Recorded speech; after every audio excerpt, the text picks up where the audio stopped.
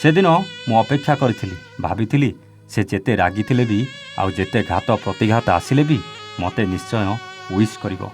ହେଲେ ନା, ଅନେକ ଅପେକ୍ଷା କରିଥିଲି, ହେଲେ ତା ୱିଶ୍ଟା ଆସିନଥିଲା।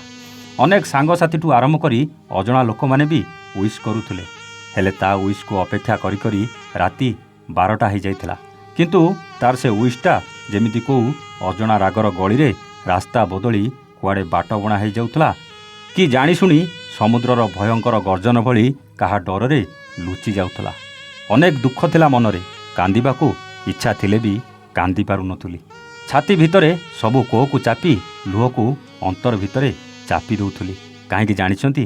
ସେଦିନ ମୋର ଜନ୍ମଦିନ ଥିଲା।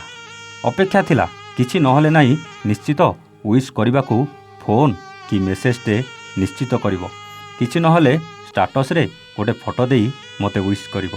ହେଲେ ରାତି 12ଟାରୁ ତା ପରଦିନ ରାତି 12 ହେଇଯାଇଥିଲା। କିନ୍ତୁ ନା ତାର ଗୋଟେ ମେସେଜ ଆସିଥିଲା, ନା କଲ୍, ନା ଷ୍ଟାଟସ୍ରେ କିଛି ଫଟୋ ଥିଲା। ଅନେକ ଲୋକଙ୍କର ମେସେଜ ଆଉ କଲ୍ ଆସୁଥିଲା, ଆଉ ମୋ ଉପରେ ଥିବା ତା ଅଭିମାନ ଗୁଡ଼ା ଯେମିତି ସ୍ପଷ୍ଟ ବାରି ହେଉଥିଲା। ଅନେକ ଲୋକଙ୍କର ମେସେଜ ଆଉ କଲ୍ ଆସୁଥିଲା।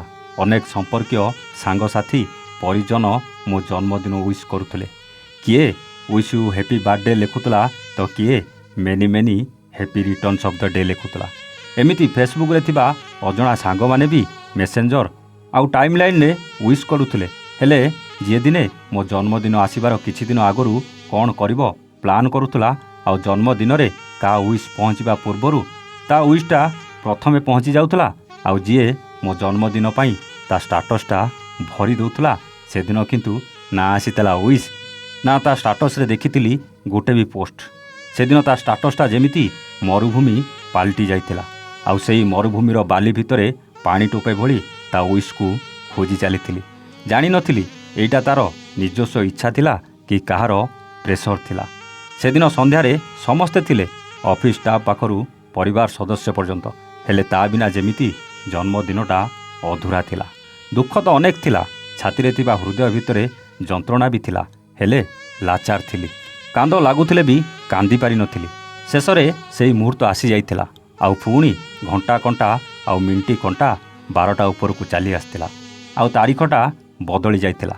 ସେଇ ପୁରୁଣା ସମ୍ପର୍କ ହିସାବରେ ନହେଲା ନାହିଁ, ଅଜଣା ହିସାବରେ ହଉ ପଛେ ଗୋଟେ ୱିଶ୍ ତ କରିପାରିଥାନ୍ତା।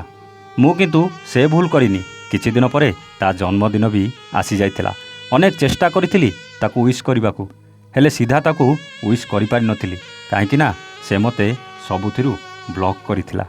ତଥାପି ଆଉ କାହା ଦ୍ୱାରା ମୋ ୱିଶ୍ଟା ତା ପାଖରେ ପହଞ୍ଚାଇବାକୁ ଚେଷ୍ଟା କରିଥିଲି, ଆଉ ମୋର ନିଶ୍ଚିତ ଆଶା ସେ ତା ଜନ୍ମଦିନ ୱିଶ୍ଟା ପାଇଥିବ ନିଶ୍ଚିତ।